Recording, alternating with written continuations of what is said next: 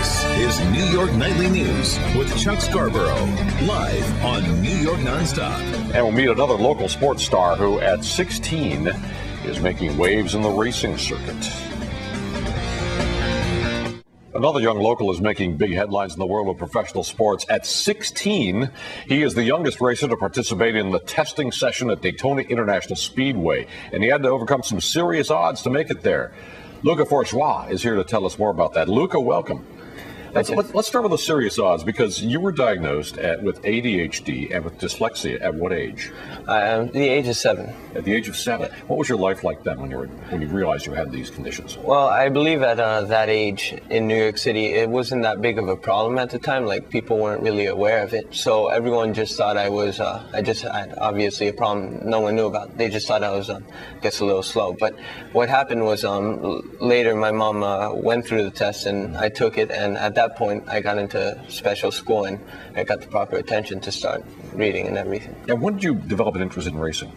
Oh, my dad always watched racing when I was young, and then I was obviously forced to watch it because he had control of the TV, and I just absorbed it, and after a while I said, hey, you know what, let me try that out.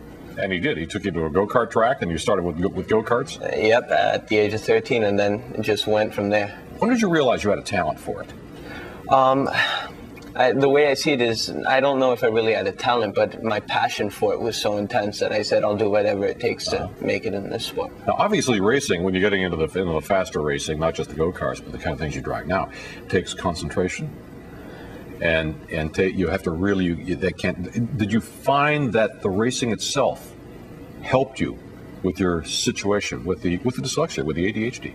I find that it did, to an extent, because it really got me motivated in life in general, and to kind of channel all of my energy, all of my willpower, in a sense, to go for it.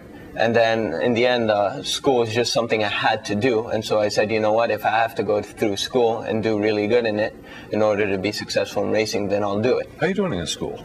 I'm doing quite well. At Bay Ridge Prep, right? Yep. Yeah. Good GPA? 3.6, so it's fantastic. Pretty good. That's really great. What was it like when you won your first race?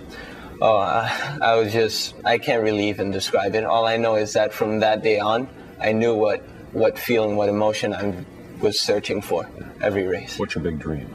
My big dream would be to make a living off of racing, which is what I love. And if I can make a living off of what I love, I'd be the happiest kid in the world. Yeah. And that would be Indy cars, Formula Ones? You know what? They both sound great. Yeah. Tell me about the Jock Doc event very quickly, because we have a few seconds left that you're going to be involved in tomorrow. Well, basically, I'm going to be on the panel, in a sense, to do a Q&A, answers and questions session after they show the movie Senna, which was about a Brazilian Formula One driver who died. And he's basically the legend of the sport. And so as a driver, they want to get my perspective and just answer some questions to the general audience and give more insight to the average person on how hard racing really is. All right. Well, Luca Forgeois, you're a remarkable young man, and we appreciate you having you out. Thank you, Chuck. Good luck, and stay safe. I will. Okay. We'll be right back with more New York Nightly News. Stay tuned.